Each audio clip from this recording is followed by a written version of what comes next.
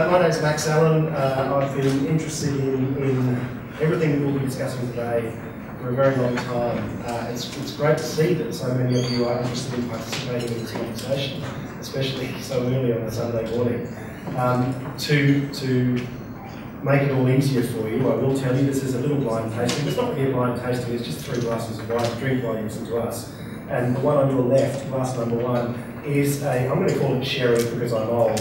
But apparently you're meant to call it Apera now. This is a Fino, floor-style Apera sherry that was drawn from barrel at Seppeltsfield in Barossa 2 days ago, 3 days ago. So this is what the Spanish would call on rama Fino sherry, what we would call freshly drawn floor Apera. It's just to drink, to set you, just to make you feel a bit more comfortable and relaxed.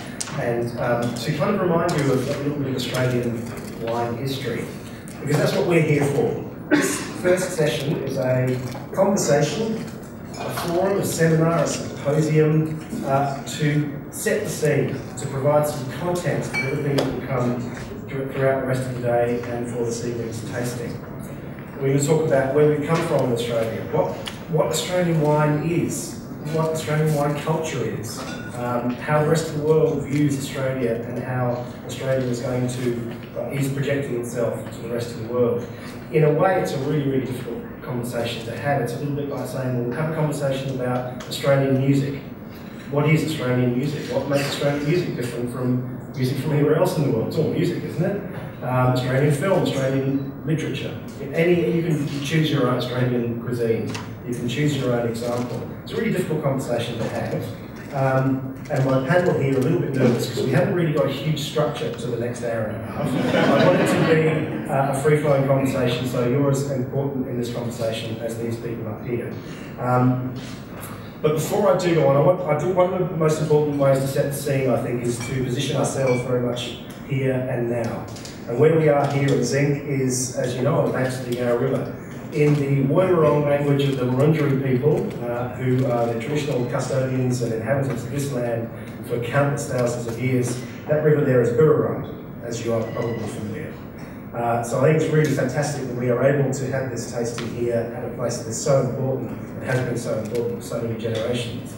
And that's really a way of acknowledging the traditional owners of this land, both past and present, and paying respects to the elders and the current population of Melbourne on the banks of the Burrarung here. Now, it's kind of, these aren't empty words, these are a way of leading into this first picture that I want to show you. I want to show you 3 pictures to set the scene and introduce our panel here. This is a picture of a vineyard in the Yarra Valley, planted just in Lilydale. If you're familiar with Lilydale, you'll know that as you drive into Lilydale and then out, you drive past a hill called Bald Hill on your left.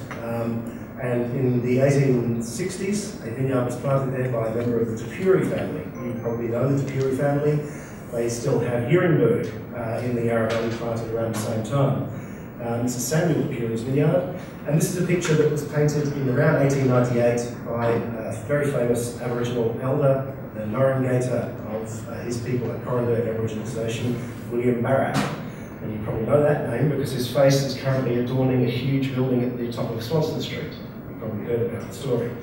So Barratt was very good friends with the Tapuri family and very close to them, and did things like took the young Tapuri boys out hunting in the bush when they were very young, and taught them traditional knowledge. And he made great friends with them to the point where he painted this picture late in his life of one of their vineyards. Now, for me, if I'm thinking about what is Australian wine, this is one of the first places I go to, because you can't get much more Australian than a picture of a representation of one ancient culture, wine, that has been drawn by a representative of another ancient culture. It's 2 cultures intersecting in a unique way. And so, in many ways, that's the way I see Australian wine. It's 2 ancient cultures, European wine intersecting with the Australian landscape in a unique way. I'll show you the other couple of pictures in a minute after I've introduced the speakers. To help me have this discussion and this conversation, starting on your right, we have Phil Reedman, Master of Wine, and somebody who's been involved with wine. He says, and when I asked him this, He refused to admit that it is actually almost 30 years since the first vintage. And where was it from? Saltram in the Barossa. Can't get much more Australian introductions to wine than that. Worked for Tesco's from 1998, buying Australian wine. So this guy was, very much involved at the coalface, the grape face, with the export boom into the UK in the early years of the 2000s, and has worked with and around Australian wine in an international context for all of those years. Next to him, we have Brendan Carter, who with wife Laura runs Unico Zelo, which is a small, very new wine operation in the Adelaide Hills of Camaraka. So Brendan's introduction to wine came how many years ago? 5 years ago, Brendan? Something like that, 6 years ago?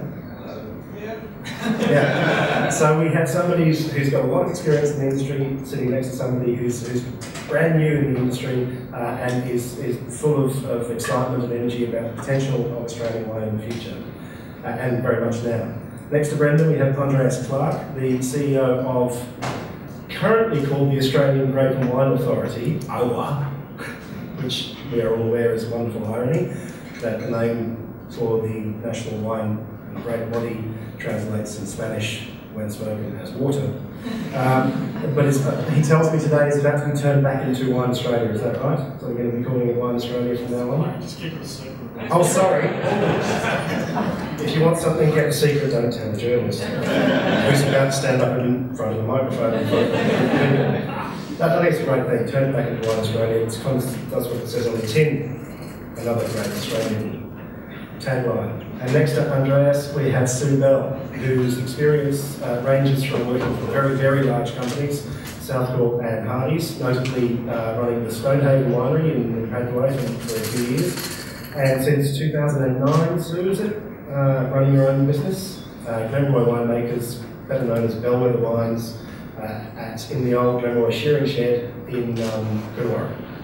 So we have many, many different levels of experience, and between them, many, many years of experience with Australian wine. So these people will be helping us have this conversation. I'm going to throw to them in a minute, but I just wanted to show you a couple of pictures, just to, again, set the scene. When I think of Australian wine and what it is, I think of Maurice O'Shea, the French-Irish genius winemaker, who from the early years of the 20th century until his death in the 1950s, 50s or 60s, mid-60s, I think, made some of, unequivocally, Australia's legendary wines. They're the wines that the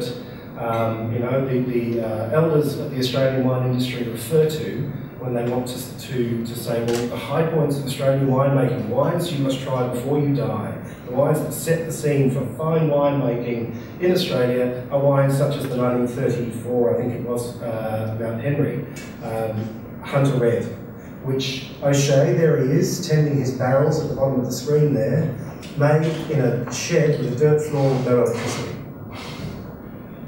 And he made it by not intuition, he was a thoroughly trained winemaker. He, in fact, very early in his life lectured at Montpellier in France because he was so good at the art and science of winemaking. But he was making these wines in a shed in a region where nobody was making, very few people were making fine wine for most of the 20th century, before the boutique wine boom, before the industry as we know it today is anything remotely resembling what we know it today. And he made these legendary wines. In 1950, Max Dupin, or Dupin, the famous Australian photographer, went and visited O'Shea and took a series of remarkable photographs that captured the spirit, I think, of making wine in Australia almost better than anybody else.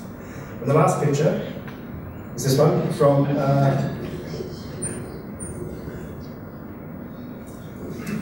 this book here, published the year I was born, 1968, by the Australian Wine Board, a precursor to Wine Australia, AGWA, to promote wine in Australia. They called it Wine Australia, funnily enough. The point, I didn't realise that until just now, is the more things change, the more they stay the same. There is no such thing as a new idea, and it would be great in 47 years' time for somebody to go through the current round of promotional material that AGWA are putting out and find pictures anywhere near as good as this one. So really what I'm trying to say is, for me, Australian wine is about climate, country and culture. That's my definition of terroir. As it applies to Australia, we have climate here, we've got culture here, we've got culture in the other two photographs too, and we've got climate and country. There we go. So, before we go on, as you're sipping your apera, sherry, by any other name, floor, I'm going to ask the panellists to delve into their memories. And in the case of Phil, what was your first exposure to Australian wine? Some of these questions are without notice, by the way, which is why they're looking a little bit concerned. So I'll just waffle on for a minute, just to let you scour your memories. I'm trying to just set the scene of where we've come from, what Australian wine has been, and what Australian wine can be. Do you remember your first exposure to Australian wine? Yes. It was a Hardy's red wine, and I suspect it actually had the word Burgundy on the label, and I bought it in an establishment of dubious repute in Nottingham called Yates's Wine Lodge, which was a chain of wine bars in the UK, and it was a revelation. It was sometime, I must have obviously been of drinking age, so that would have put it after 1982. So, yeah, early 80s, and it was a wine from the early 70s, and it was a wine of amazing complexity, and it really befuddled my expectation of what Australia was. So, Sue, when did you become aware that the wines you were experiencing in Australia were different from wines from other parts of the world? Was there a moment where you thought to yourself, what I'm doing is Australian? Has that moment come yet? Oh, I'm still thinking about my first wine experience. Well, tell us about that then. Sorry, I should have... It's not technically right, but it was Stone's Green Ginger wine. The terroir of Queensland. I think most Australian winemakers and people interested in wine travel. All Australians tend to travel quite a lot. And so in the pursuit of understanding the culture of wine, we tend to go back to the old world. And that's supposedly to immerse ourselves in the food and wine practices and learn how to make wine. And you go and see, some very modern things that are more modern than New World, and you also see some very ancient practices that you then kind of people bring back to Australia and pretend they're new, bringing those ancient practices back. But it's that thing of, I used to look at a lot of California and was amazed at the quality of the fruit, and at the time disappointed at how it wasn't translating necessarily to wines. And I felt that they were slavishly following France and trying to make wines like that without adapting to where they were making the wines from. And that's, I guess, how I think of Australia. I think, not always, but generally we've been probably more perceptive in creating wines that are Australian. At a wine show, we sit around and drink great old wines or international wines, and then the next day judge and we'll award completely different wines and get crucified for that. But I have no problems with that because we're judging Australian wines, not the best Bordeaux or best Chablis. We're looking for the best wine on the table that's coming from Australia. So really, actually, Hungerford Hill Playground was my first wine experience. Hello. Hungerford Hill Playground. Where's that? Hunter Valley. Is there a playground at Hungerford Hill? There used to be an amazing fort there. It's great. A fort? Yeah, where kids could play for hours while their parents tasted wine. Okay, what we're going to do is we're going to run a little test at the end. I want you to write down all the quintessentially Australian wine references, or references to Australian wine culture that make Australian wine what it is. large and memorable playgrounds at cellar doors, so that the parents could spend as much time as possible inside tasting. That's got to be Australian, doesn't it? I can't think of anywhere. Brendan, first Yes. Australian wine that made you think, oh, there's something going on here.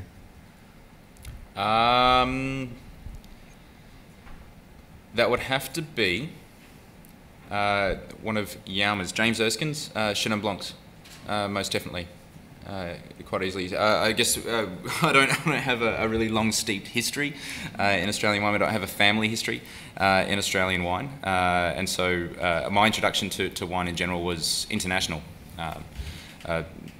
being brought up with travelling parents. So my first one was actually Fiano di Avellino, and to come back to Australia to study winemaking, and having the natural selection theory boys actually take us. It's a bit of a notorious thing. If you haven't heard of it, they got invited down by Sue Bastian to basically teach us a different aspect of winemaking and wine culture in Australia, and they like royally fucked up an entire generation of winemakers at university.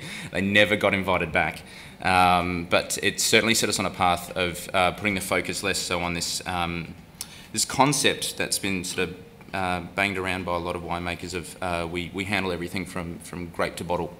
They're like, no, the scopes are wider. It's from soil to table and further. It starts before all of that. And so that was my first, I guess, great experience of Australian wine that set at least Laura and I on the path of our winemaking philosophy. And Andreas, when we were talking about this, I asked you what you grew up with as an experience of Australian wine, what your grandparents drank, what were they drinking as Australian wine? I'm just trying to kind of go back and forth through history to try and place us in the now. And do you remember what you told me? Yeah, there was the occasional Christmas claret. There was the hock, lime and lemon, I think, was popular. But it's interesting though when you reflect on that question. I'm thinking from my parents' generation. I associate it with winning an argument against my old man. Primarily, just bear with me for a minute.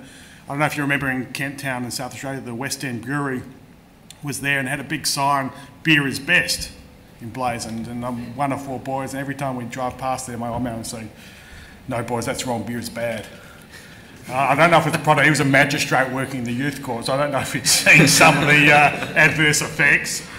But of course, he didn't win that argument too long because the ubiquitous Coolabah cask was always in the fridge, and he tapped into it, nearly every night. So I think we won that first debate with him, and we're all beer drinkers and we're all wine drinkers ever since. So yeah, it's funny when you reflect about your first associations and the memories that come with them. Sherry, which brings us neatly back to sherry. Apera, sorry, as I say, I'm old. It's really hard to change.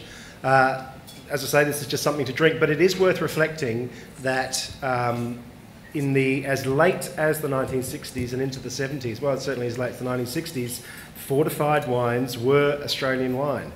There was a revolution from the Olympics onwards, 1956, and the introduction of Barossa Pearl and Barossa Riesling and wines like that. But for the majority of the 20th century, fortified wines like this were the majority of what people drank when they drank Australian wine. Palomino grapes, Dorodillo grapes, Gordo grapes were produced in vast quantities along the river in the warmer climates, fortified, aged for many years in some cases, and drunk with relish by Australians. That's a long time in the past, it feels like, but some of these wines have persisted, and now I think it's just wonderful that we've come full circle and people are aging wine under floor again. Brendan, you got some floor-aged wines happening in the winery? Only if we're lazy. So it's one of those examples of the circle turning.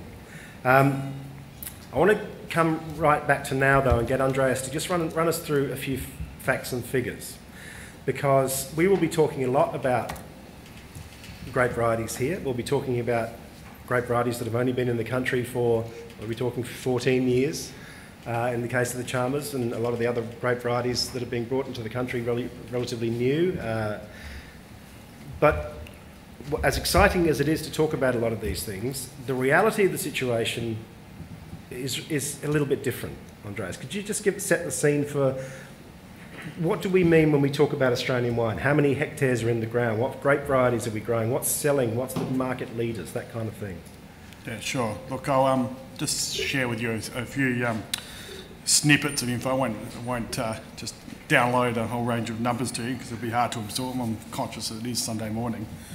From a vineyard perspective, I mean, and immediately we've got to put our mea culpa out here because unfortunately we are in a data deficit phase at the moment. We haven't had a comprehensive vineyard survey since 2012. We've actually gone out now with one. We've funded the ABS to do it ahead of it. We want to develop an industry-owned solution to a lot of these data questions, both vineyard and elsewhere. So that's really going to be a key thing for us to lead over the next 12 months. So watch this space for those who are interested. And if you've got your vineyard survey from the ABS, for those out there, please fill it in because we need this info. If we don't have data, we don't know what we're doing. We don't know what we've got on the ground. How can we possibly plan as an industry? How can we possibly plan at an enterprise level? So that's just a quick plug for that. So the data I'm going to look at is old. It's from 2012, and a lot can change, obviously. But in terms of headline level, we all know Shiraz, Chardonnay, Cabernet dominate, and out of 148,000 hectares then, it was 93,000 hectares from those three varieties alone. But the other sort of 55,000 hectares are made up of 130 varieties. So there is a great spread there. And it's all just bits and pieces really in terms of when you go down into those other varieties.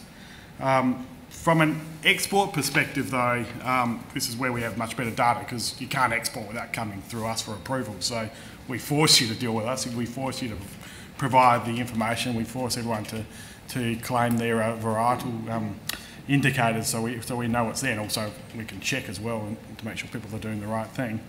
Now in 2005, exported wines made up 93 varieties. In 2015, that number had climbed to 133. So there's certainly been a real growth in varietal claims. And it's interesting, China takes the highest number, so 271 different varietals have gone out to China, followed closely by the UK, 258, and Canada, Singapore, Hong Kong, US, and Japan. So that just gives it, obviously China's emerged over the last 5 to 6 years as such a major destination for Australian wine, high value wines as well into China. In terms of, I'll just sort of briefly conclude, and we'll touch on it perhaps a bit later. From our perspective, it's all about grabbing people back to the Australian category, getting them re-excited. And you look at a market like the US, clearly the Shiraz continues to be on the nose there, the Australian Shiraz, and we want people to get energised and excited. So the role of other varieties there, I think, is a real head-turning effect. Get people talking about Australia again, and it can be a way to get them engaged and then bring them back to the category. And we've had quite a bit of success in small pockets with that kind of engagement. So it can play a pretty crucial role. Thank you. So that sets the scene. So really we are talking, if we're just looking at raw numbers, about a fraction of the market. But of course, what's alternative or non-mainstream or new now may well become mainstream in the future, which leads us into the next two white wines. I want you to just taste those wines before I tell you what they are. Again, they're just, even if you drink everything in front of you, you'll still be completely pissed by it. No, what I mean is, taste these two wines. One of these is new to Australia. One of them's not so new. One of them's an ancient grape. The other one's a not so ancient grape. One of them's a regional classic. The other one is yet to find a home. I could go on. You see what I'm trying to say? All right, just taste these wines without knowing what they are, and just enjoy them for what they are, and then we'll talk about them in a minute. Phil, from an international perspective, you've obviously been involved very strongly in selling wines in the UK. Just briefly, is it possible to kind of encapsulate how Australia's image has changed over those 30 years that you've been? We were talking before about, you know, in the mid-80s when you were working at Saltram, it was the year after the vine pool scheme or something in the Barossa, wasn't it? So things were so crook in the Barossa that the government was paying grape growers to pull their vines out of the ground.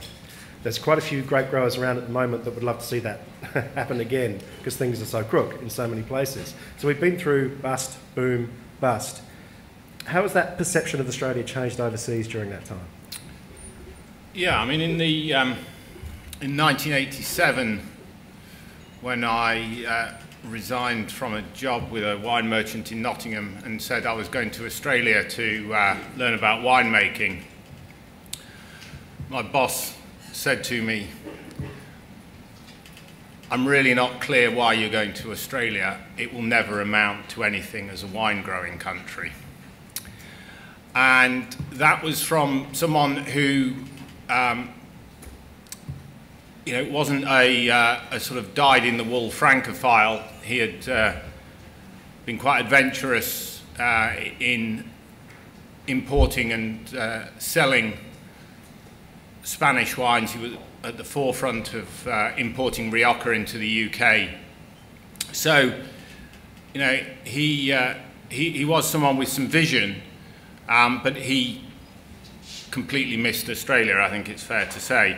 When I came back from Australia in late '87 and showed him some of the wines I'd brought back, you know, he did confess that there was some quality there, but they weren't Rioja, were they? You know, I think a bit more context. Jacob's Creek only found an importer in the UK thanks to the Austrian use of diethylene glycol in their wines in the mid-80s. The company Caxton Tower Wines that took on Jacob's Creek was almost exclusively an importer and seller of Austrian wines, and when it was unlawful to sell Austrian wines, Perry Gunner persuaded them that actually Australian wines and this Jacob's Creek stuff might have a future. Well, backed into a corner, they decided that, yeah, there might be something in that. So the UK trade wasn't really terribly excited in the mid-80s. And Australia, when I came to the Barossa in '87, I sort of, within a week or so, I thought, actually, Reg Howard was right. This place ain't going to amount to anything. Because that was the vibe I was getting off just about everybody in the Barossa then. It was, you know, seriously sort of down in the dumps. Fortunately, things have turned. We went through a phase where Oddbins, a fairly sort of entrepreneurial wine business in the UK, realised that Australia had some merit and started importing the wines and distributing them. Australia then became the flavour of the month with consumers and with the media, and that ran for quite a long while, and through the 90s and into the 2000s, Australia had the sort of the dream run, and Australia really invested in its reputation and image in the UK.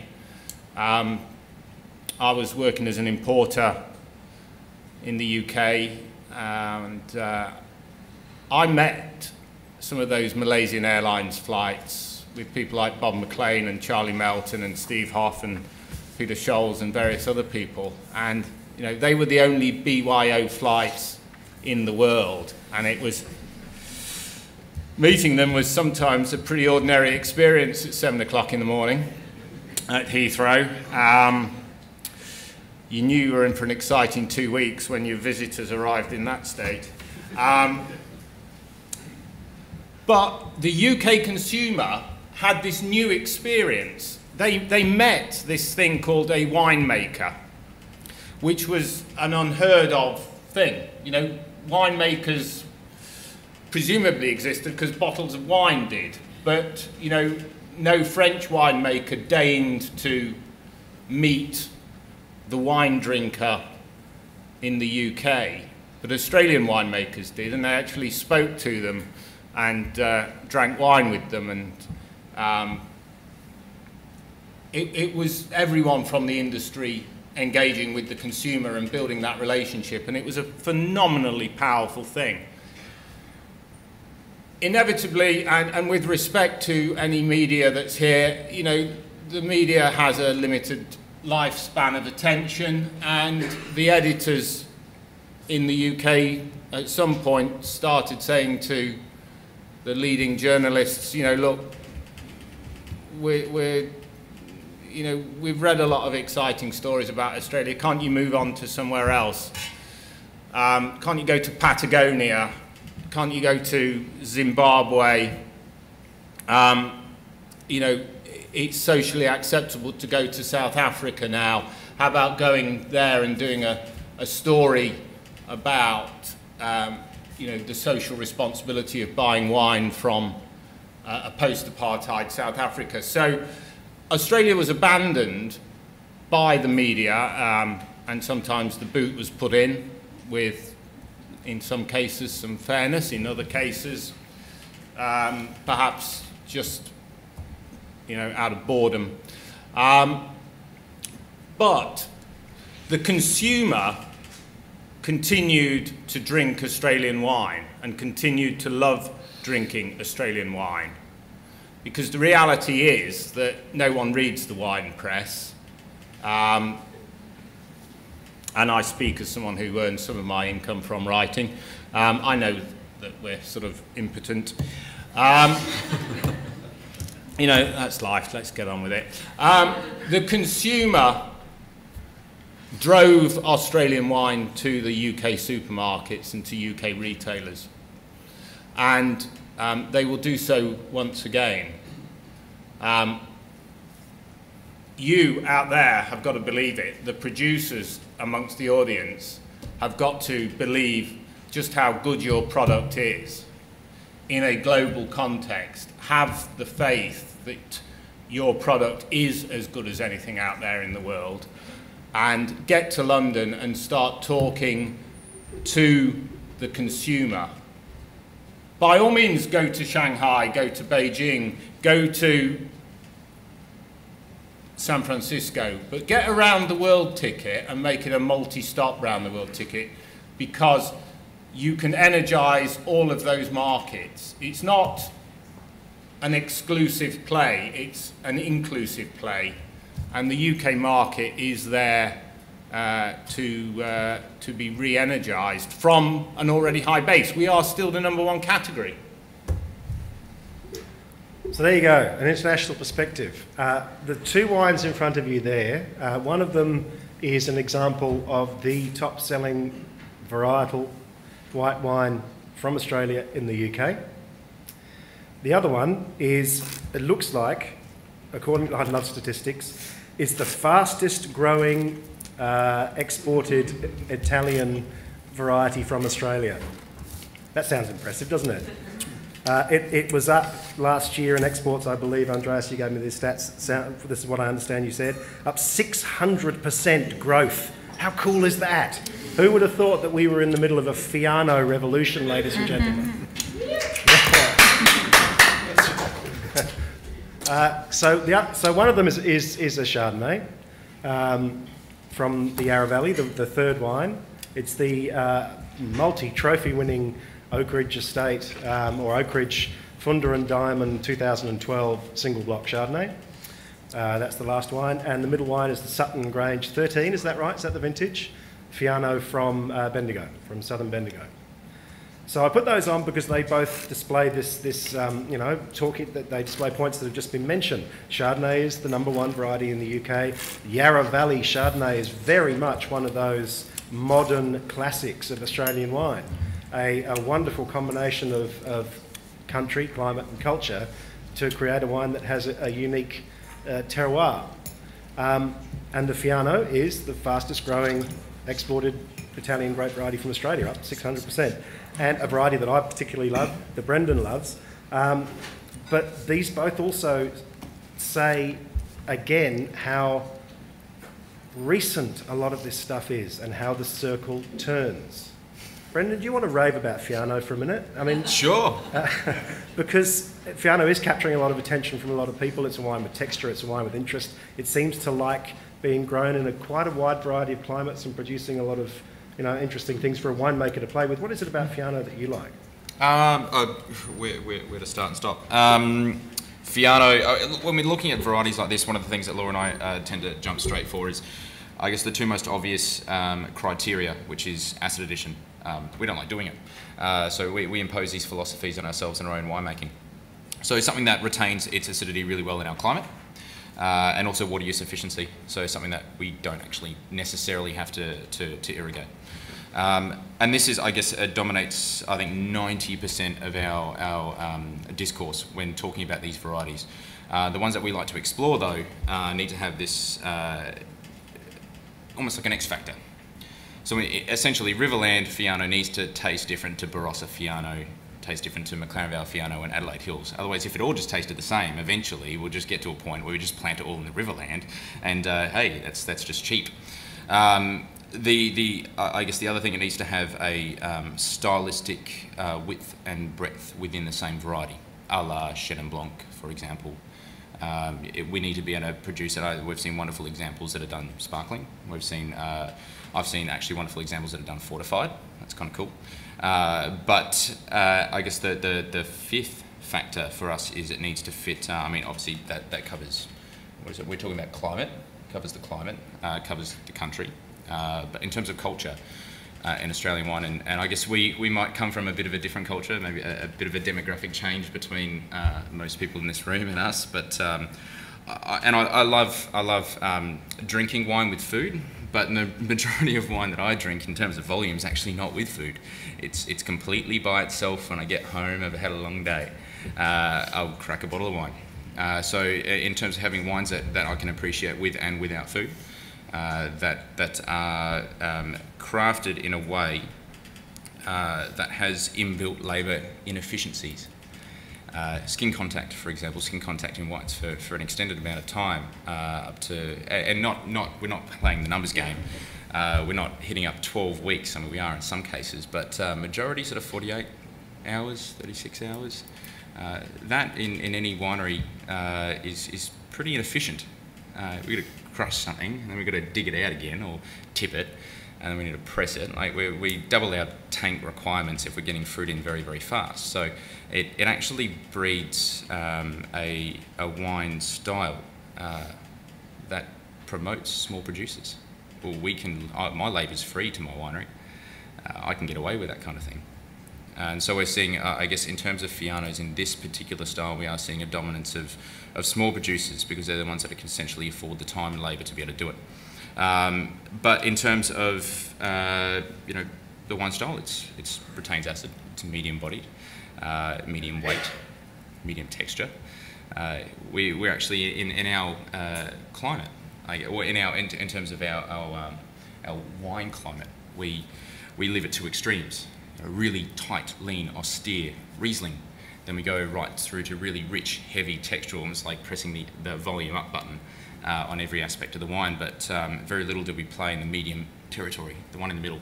And for sommeliers in the room, this is the territory that we have the maximum amount of options open to us in terms of food matching. And so in terms of Fiano, one very basic marketing thing, it's easy to pronounce. It's very, very easy to pronounce. It's very, very easy to grow. I think Bart was telling us about, it's the grower's grape. You don't need to do much in the vineyard. So we've sort of landed on this variety that we can plonk in the ground, we can barely irrigate, we don't need to acidify, of which I believe it was, there are some wineries that have horrendous acid budgets every single year. We can take wines like this as model wines to companies like Oxford Landing. You know, a couple of $1 million spent in tartaric acid every year. We can go, hey, I can give you a financial reason to be sustainable. It's no longer just a feel-good thing. It is real dollars that we can save you, and all we ask is that you don't plant Chardonnay in the Riverland, plant Fiano, don't irrigate it, don't add acid to it, make a bit of extra margin, and make really good Australian wine. It's not that difficult. Can it be that hard? And suddenly we're getting people that are actually listening. So it has, in terms of Fiano's bit of role-playing in Australian wine industry, it's in some strange twisted way managed to connect smaller producers to big producers and get both listening to each other, get a bit of discourse happening in between. So that's where I find Fiano on an international scale is really interesting. We make a lot of Nebbiolo, hence the shirt. We love Nebbiolo. In terms of exporting Nebbiolo, from a small producer perspective, we obviously don't make the cheapest wines as a small producer. And so sending it across to the UK and begging them, please don't buy Lunga Nebbiolo, you should buy Australian Nebbiolo, is just it's a really bad argument. Buy Australian Fiano, but don't buy Fiano di Avellino. A lot of them don't actually know about Fiano di Avellino. There is no country that has actually claimed ownership over this variety. Yes, it comes from Italy, but we're about Australian wine here. It's happenstance. It's happenstance that it's an Italian variety. If I believe there is an Australian native variety somewhere, isn't there? Isn't there somewhere up like North Cairns way? There's some weird... Yeah, there are some fruits in Australia that can make wine like drinks, yes. And were fermented very early on. Yeah, well, yes. There is a history of fermentation in Australia that is yet to be written that predates European settlement. There were a number of fruits, nothing really like vinifera. There is a native grape, which is, you're right, kind of Toowoomba and above. But as far as I know, nobody's made any modern fermentations from that particular fruit.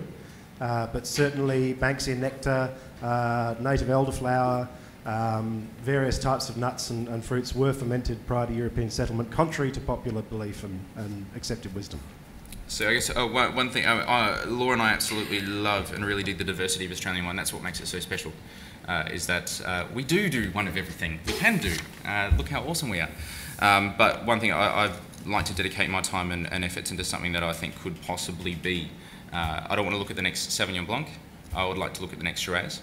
Shiraz is synonymous with Australia, as Pinotage is synonymous with South Africa, and Malbec with Argentina. Malbec, let's remember, Malbec is French. And Pinotage is a cross of French varieties in South Africa, and Syrah is French in Australia.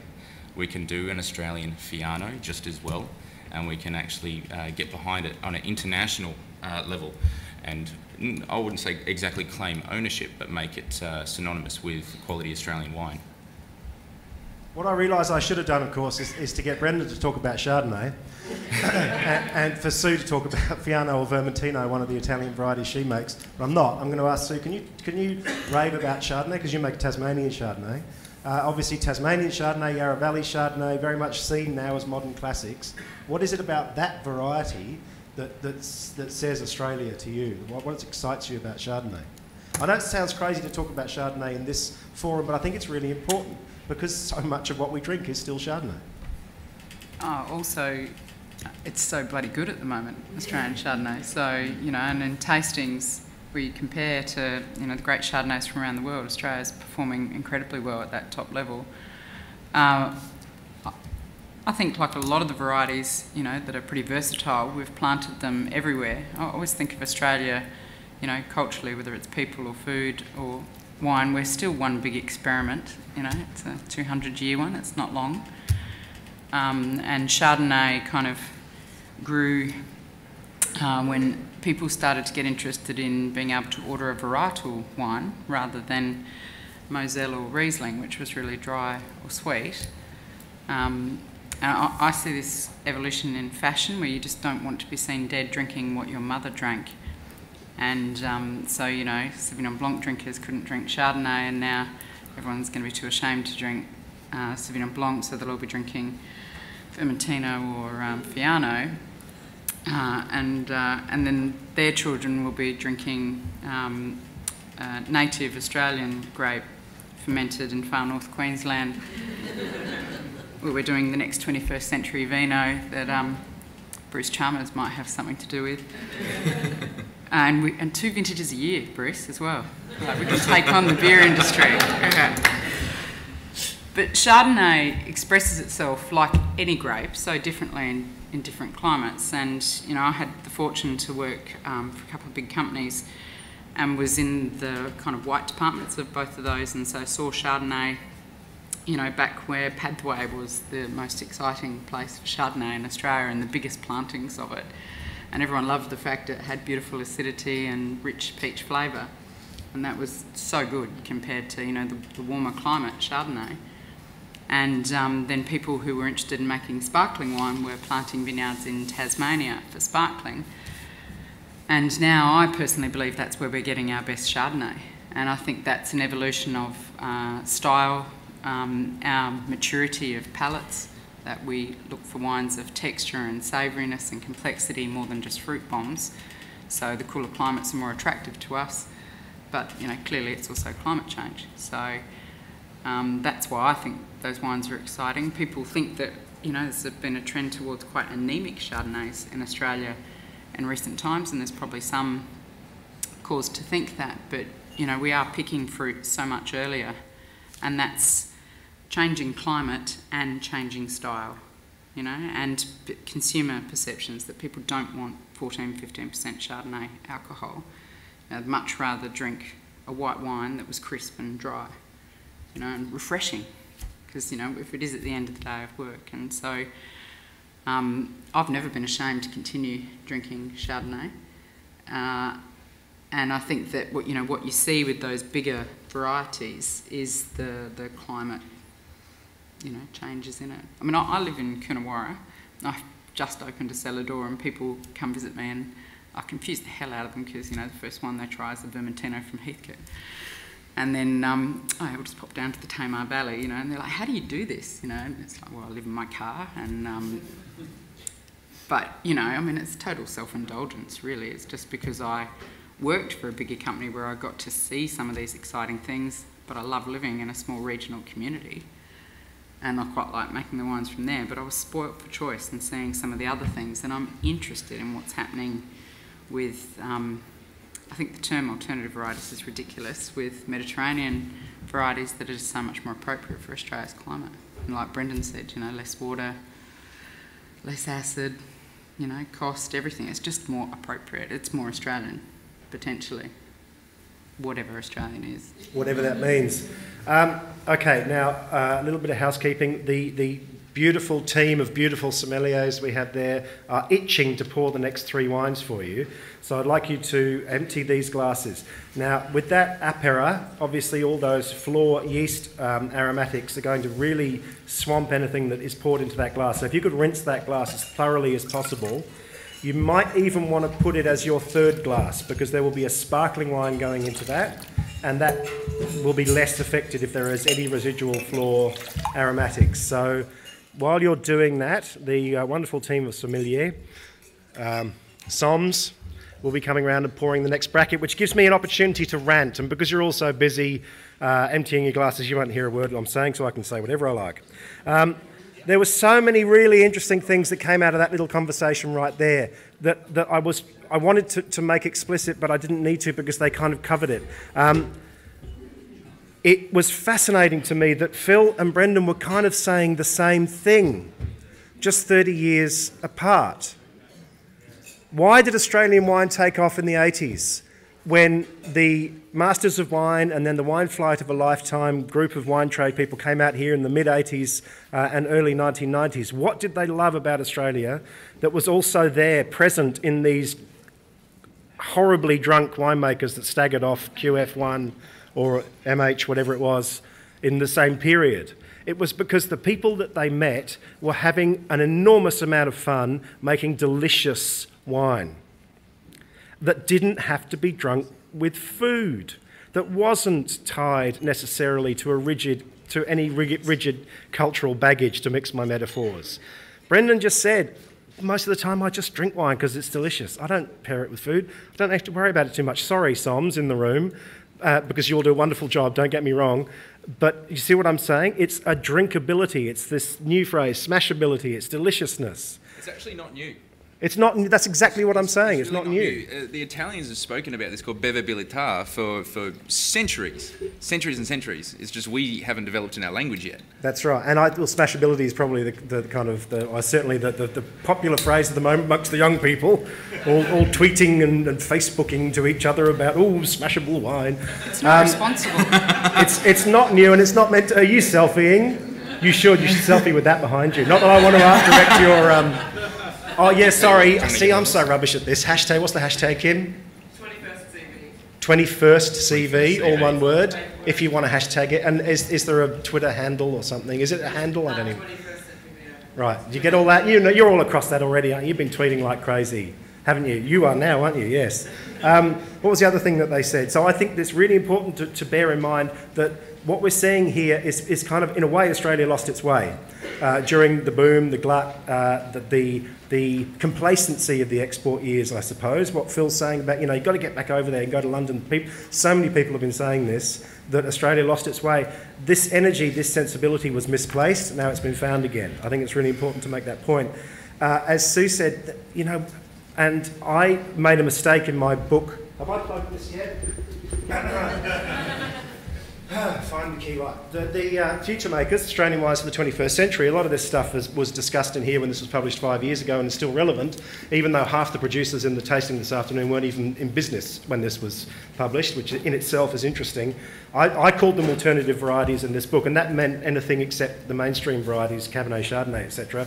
And I shouldn't have. When the Alternative Varieties Wine Show was developed in 2000-2001, after the Sangiovese challenge in 1999, we probably shouldn't have called it Alternative Varieties Wine Show, because it's like there's normality and here's the alternative. No. You can have a winemaker raving about his passion for Fiano, a so-called alternative variety, and another winemaker raving about her passion for Chardonnay on the same table. They're just as valid, they're just as relevant, and they're just as delicious in the right context. Fiano has been made into famous, much lauded white wine in Campania in Rome for much longer than they've been making Chardonnay and Burgundy. It's a more ancient and more noble grape variety in many ways than Chardonnay, you could argue, right? For the sake of argument, I'm going to argue that right now. It's just because we haven't grown it here before, that we haven't found, and there is a lot of cultural, economic reasons why Chardonnay is considered to be a classic grape variety. It's really important that in Jancis Robinson's 1986, I think it was, book Vines, Grapes and Wines, she split grape varieties into classic, I can't remember what the categories were, but it was certainly, I think it was classic, major, and then other, or something. The latest book that she's done with Julia Harding and Jose Vuillamos, it goes from A to Z. That's not to say that they're all equal and they're all brilliant. Of course they're not.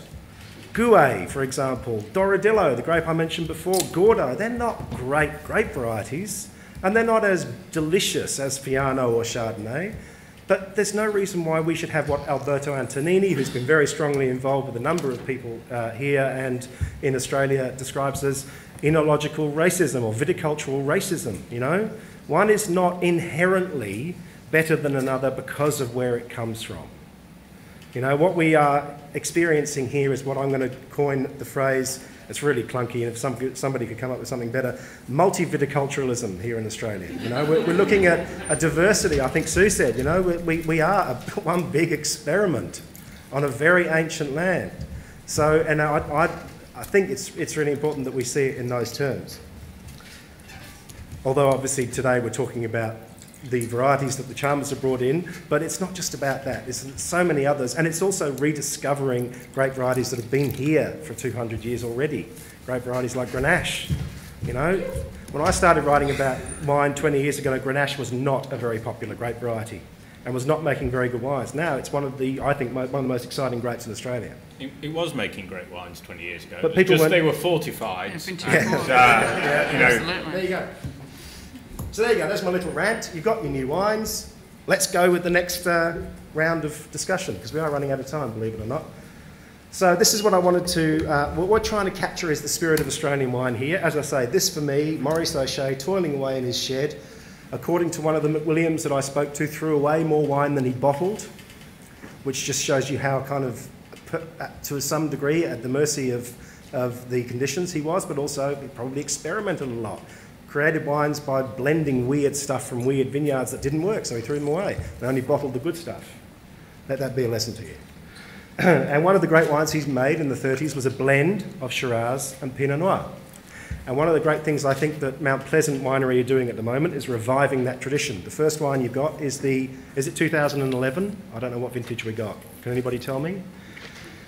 Mount Pleasant Shiraz Pinot from the Hunter. So it's a Hunter Burgundy, back to what Phil was saying about one of the first wines he tasted.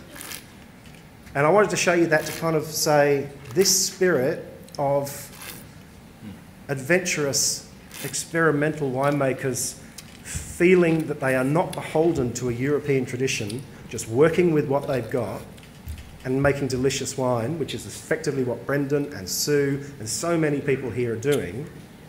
I see O'Shea I see the spirit of O'Shea in that, rather than something from Europe or Italy. Do you want to talk about dirt floors? On a dirt floor, that's right. Yeah. Although you've got electricity, don't you? Only just.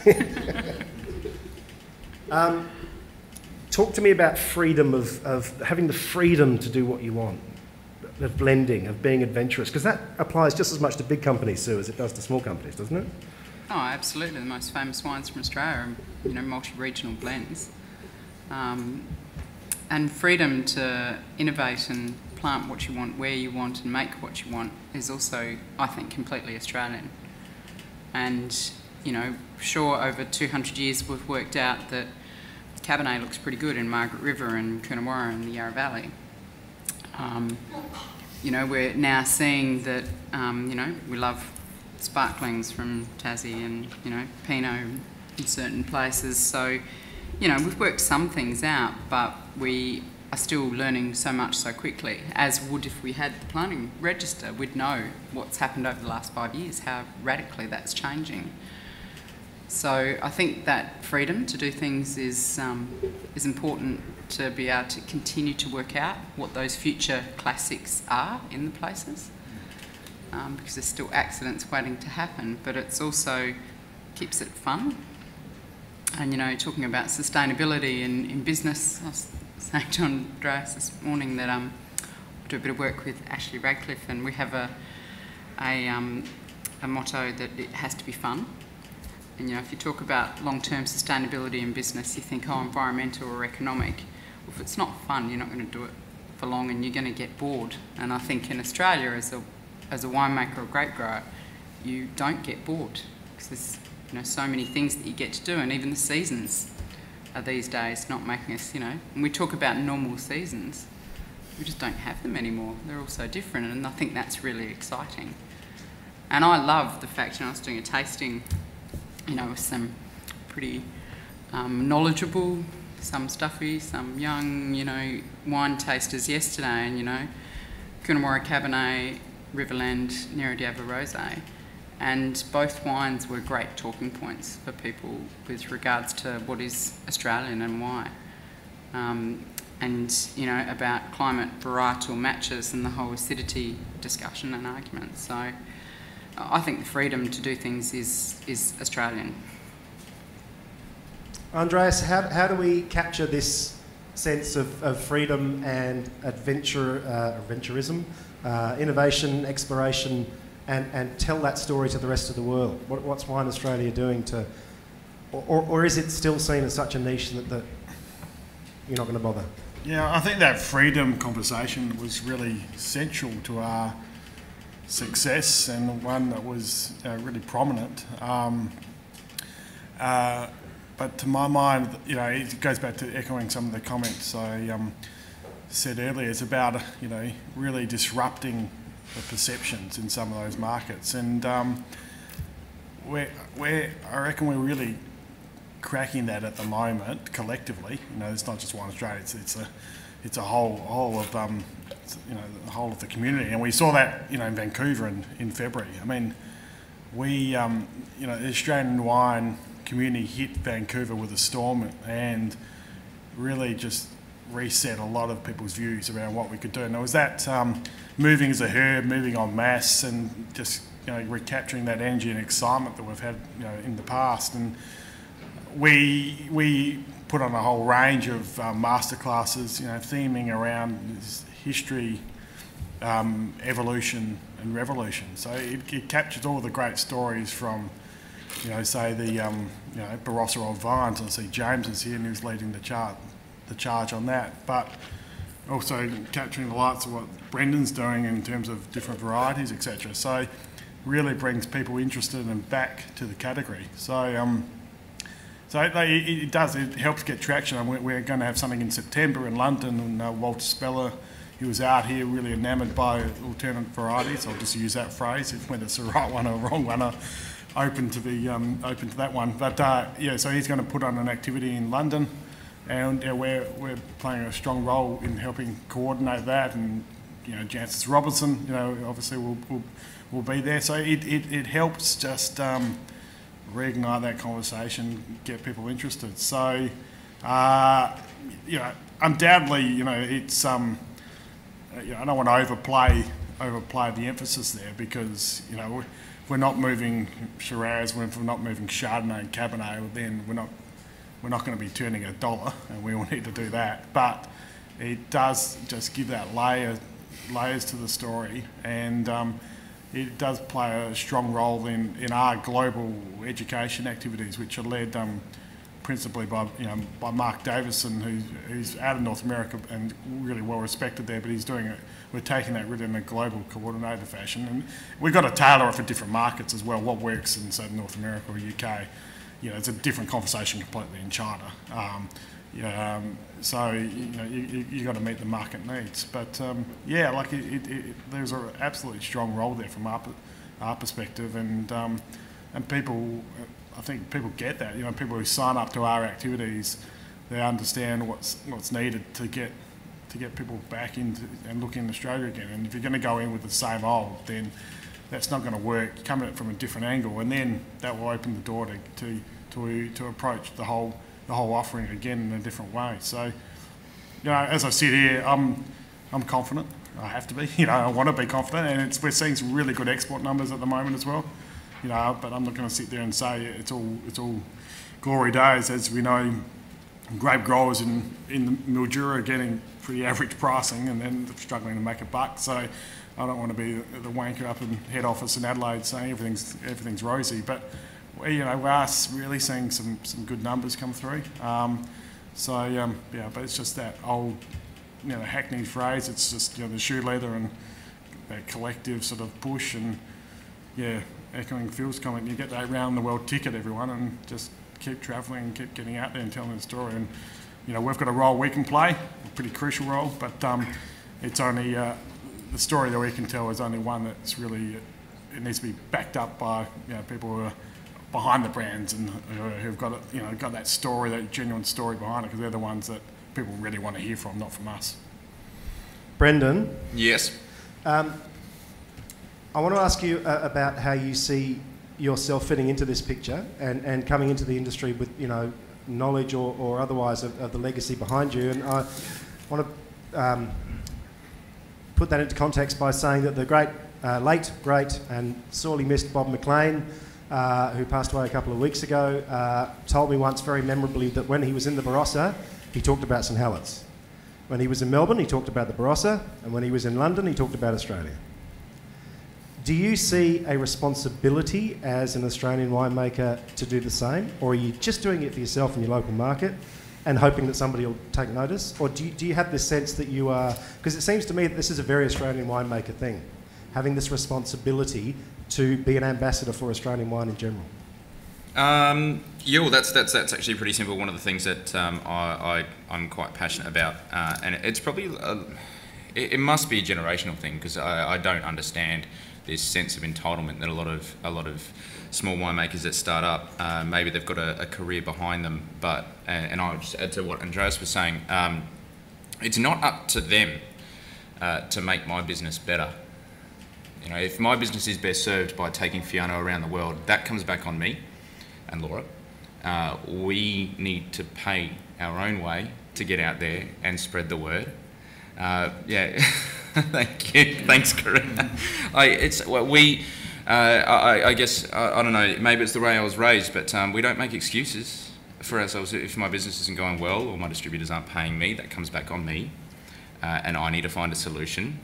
I'm not entitled to be a winemaker. I chose to be a winemaker. You don't need to be qualified to do what I do. I happen to be qualified, but that doesn't matter. And so when there's an outside threat, a tax change, or funding is going the way that I don't want it to go, it comes back on me. I need to try and find a solution. I think one of the best quotes I've seen, it only came out last week, WBM magazine recently did a piece on BK.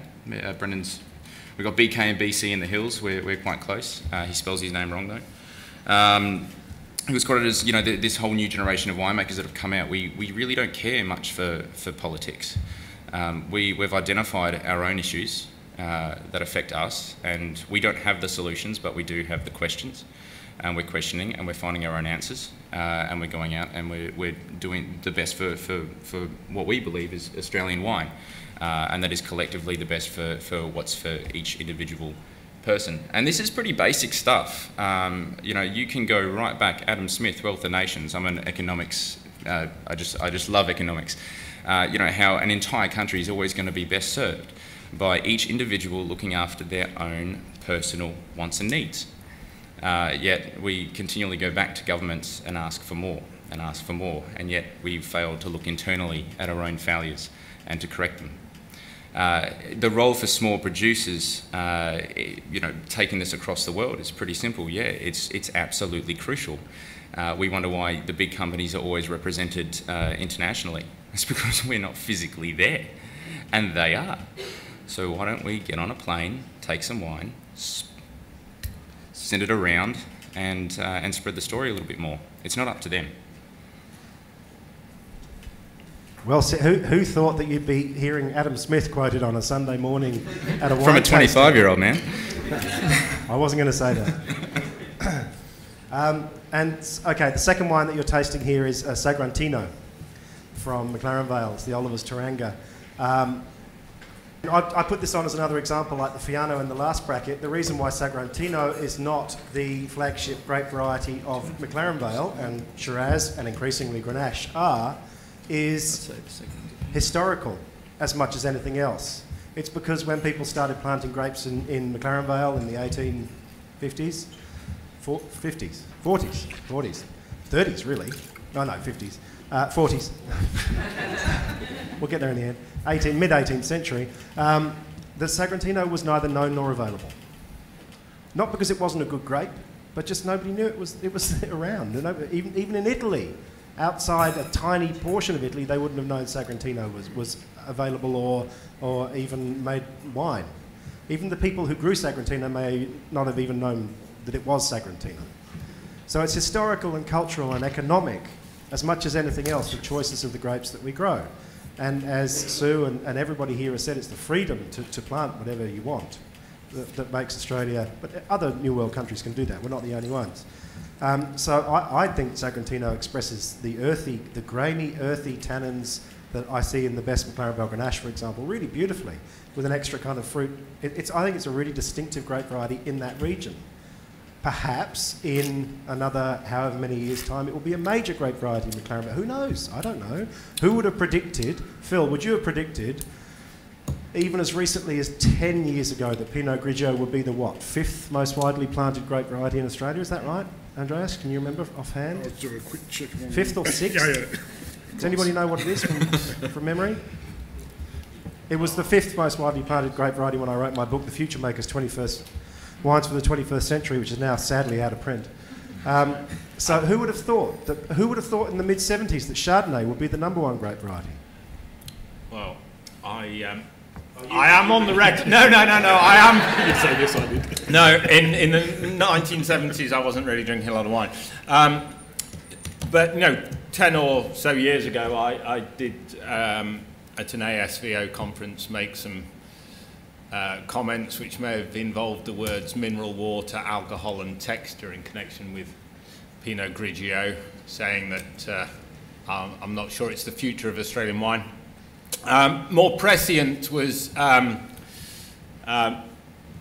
Mr. Brown Sr., who in 1979 at an event in Canberra did say that he felt that Chardonnay may well have some future importance in the Australian wine industry. So, you know, I guess, you know, Mr. Brown Sr., 1 point, Phil Reedman, 0. And even more so with the last wine.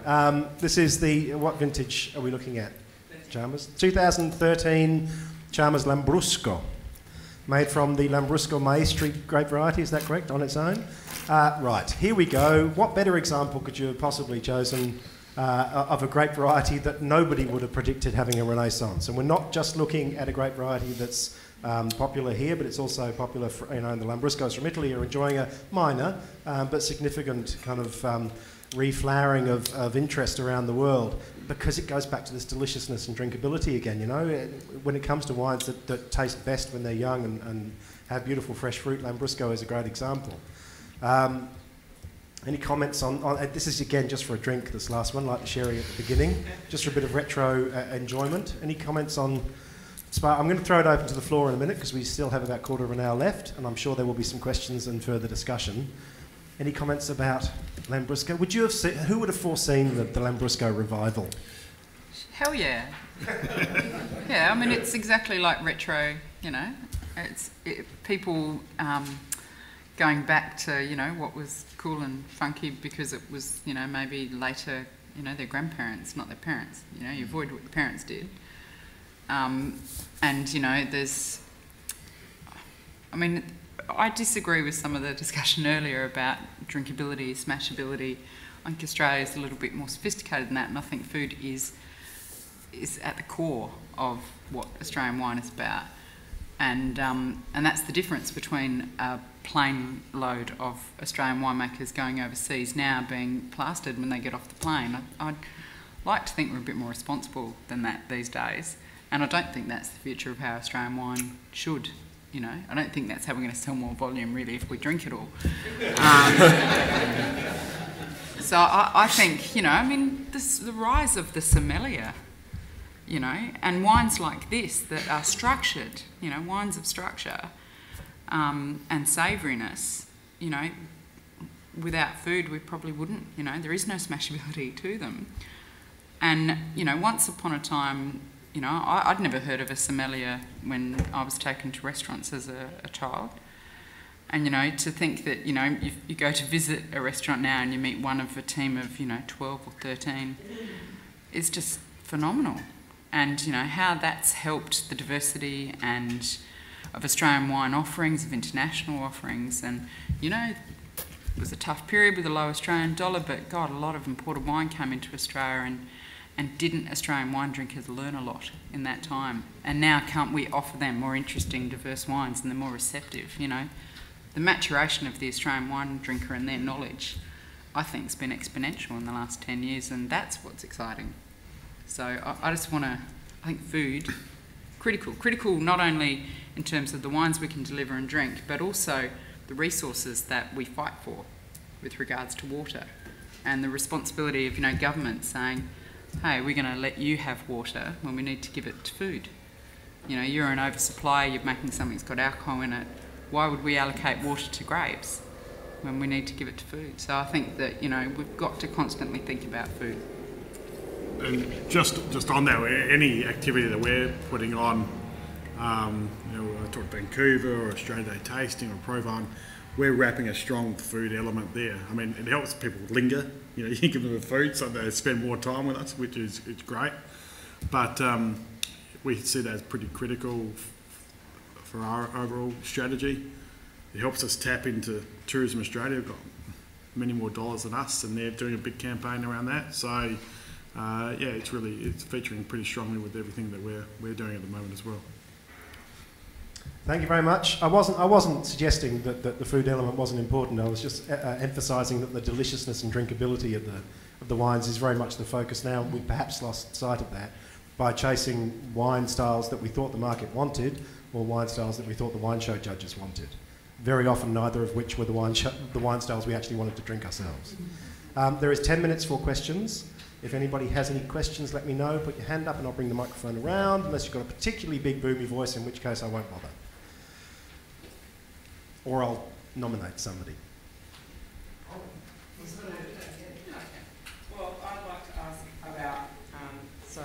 I'd just like to ask about sparkling red with Lambrusco on the table, and who remembers Australian sparkling red, and do you think, does the world remember Australia for our sparkling reds like Seppelts and things that have been, classics, and is this the new classic, or do you think there's still a place for those other sparkling reds, out of interest? I think there's a place for them, but it was well before my time, I guess, the grand days of the sparkling red. But this is actually, for me, the ideal time and place, or not place so much, but ideal time to drink a wine like this, 11 a.m. on a Sunday. Pretty much. Brunch wine. Brunch wine. Awesome. Any other comments or questions about the future of sparkling red? Cool. No? Well, I think the world doesn't know about Australian sparkling red, by and large. In my former lives, I've imported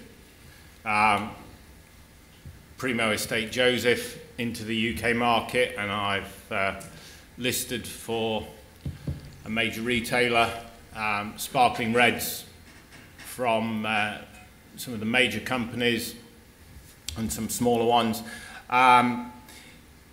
It's a great opportunity for Australia to have a real point of difference, but while I think most overnight successes in the wine industry take 25 years, I suspect the overnight success for sparkling red is probably a 50-year burn, but that doesn't invalidate it.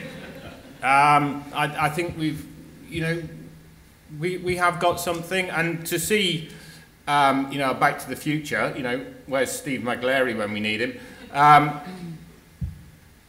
is great. I mean, I think it's, constant reinvention and improvement is wonderful to see. Is it a South Australian thing, sparkling red?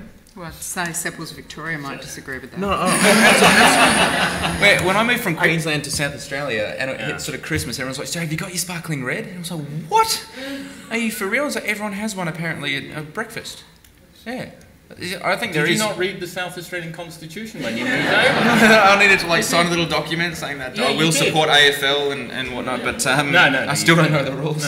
No. But certainly it's got a wonderful place, I think. Is it actually, I think the grander question is, can we just make it and can we just keep it our own? Can it be like that special? Well, it's French. Well, it's not Australian. Well, this one Burgundian. Is. Yeah, I know. But I mean, it's Italian, isn't it? I mean, it's not a new thing. We didn't invent it. It's got history, and was it Edmund Mazur who took it to Seppeltsfield, or to Seppelts.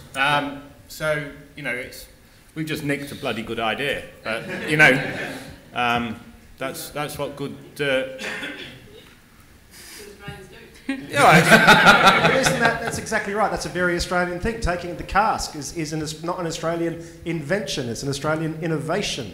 The technology already existed. It was the Australian Tom Angove who was the first person, as far as anybody's aware, to actually put wine in a bag, in a box. People have been putting liquid in bags and boxes for years before that. So it was just an Australian invention to think, we could do this with wine. So maybe Max, the whole wet thing with New Zealand Sauvignon Blanc was a little bit like saying split ends were Australian. That we've, it was going to come claim all the New Zealanders. Yeah. Question here. Going back to the first of the white wines, the Apera, and probably in a similar vein to talking about a resurgence of sparkling red, there's quite a bit of discussion about resurgence of sherry, but I think it's very much at the edges, and be interested to hear the comments about the potential for sherry and other fortified wines coming back to forming a more significant part of the industry again, or are they simply crowded out and the drinking habits that we have now preclude do they preclude a lot of fortified wines? Any buyers in the room? Like wine buyers for restaurants and stuff like that? Off-prem, on-prem. When was the last time you had a fortified winemaker rock up at your door and say, please check out my wares? I think the history of the future, and I think that could well be discussed in the third session, but at the moment, fortifieds aren't actually being spoken about. And therefore, obviously, it isn't, growing at the moment. I think when it comes to things like fortifieds, its best potential is cross-pollination with a currently small but booming distilling industry, and working in cahoots with them. I've got Jen Pfeiffer on the phone here. Awesome. Yeah. So there, that's an Australian classic, isn't it? It's nothing more Australian than what comes out of Rutherglen. Incredibly unique. We didn't steal that idea. No, what's happening with fortifieds, I think, is a good thing. Is that the bulk market is disappearing, and the extremely high value end is being maintained, and is passionately being maintained by a new generation. But it's just not going to be nowhere near as widely popular as it has been in the past. Doug. This might have to be the last question, so I'll wrap up. Okay, just a quick comment. 919s in the Riverland are very keen on their fortifieds, including their Fino, Sherry, Pera, something like that. It tastes bloody good. It's beautiful. Yeah, and a killer Petit Mansong as well. It's absolutely fantastic. I think we just have to sort of accept that, it's going to be a smaller part of our industry, but it is one that we should be extraordinarily proud of. I do some wine education work in China, and I always tell the students there that when they come to Australia, they should make a pilgrimage to Rutherglen, because I think Rutherglen should be one of the great wine cities of the world. It's up there with Bordeaux and Dijon as a place. We can debate whether it's got the infrastructure yet, but the Victoria Hotel was bloody good last time I was there. However, it is the home of, the definitive version of that style of wine in the world. And, if you've not been there in the last 5 years, we won't take a straw poll. Or maybe we should. Who's been to Rutherglen in the last 5 years? Ooh. Hey.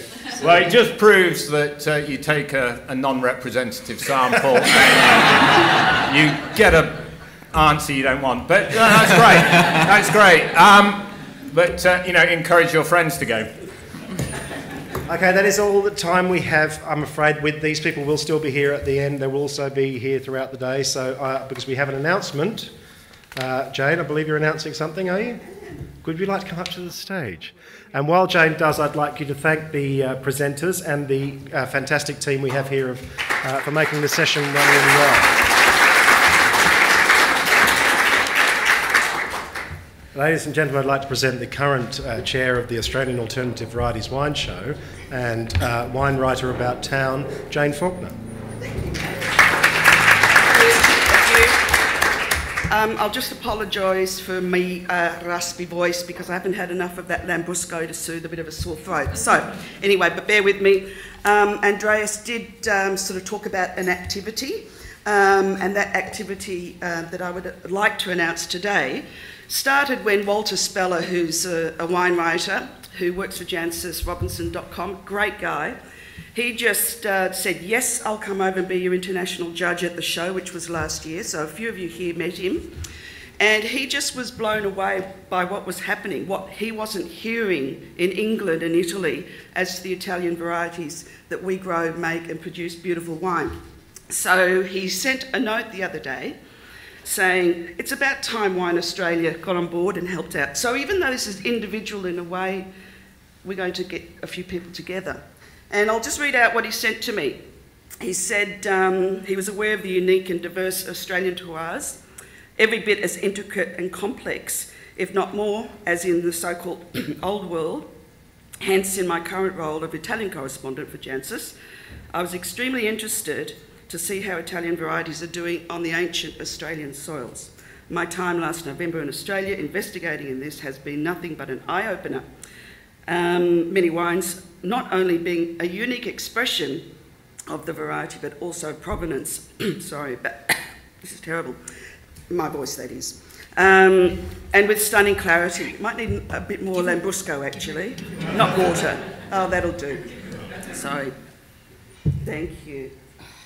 Thank you. Excuse me. And he immediately wanted to showcase these wines in London. We've got to go to London, apparently. So, very quickly, so what he did, he has spoken to Wine Australia in London. There is a date on the 29th of September with the support of Chalmers, Wine Australia and the show, which I think, instead of calling it the Australian Alternative Varieties Wine Show, it should be the Australian Appropriate Varieties Wine Show. Ah, yes. Okay, we'll work on that when I get my voice back. As you know, I've got quite a booming voice, so for me to be like this today, it's not so good. So we have a date, the 29th of September. It is only a few months away. Just bear with us over the next few weeks. Some of you will be contacted about this event.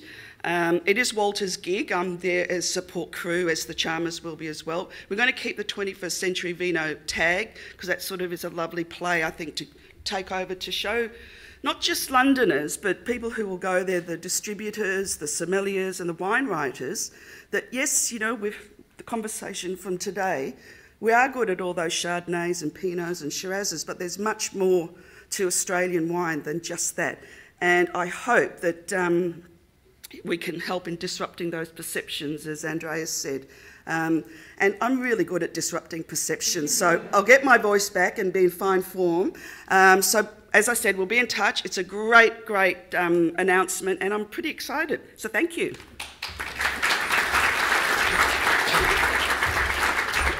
Thank you, James.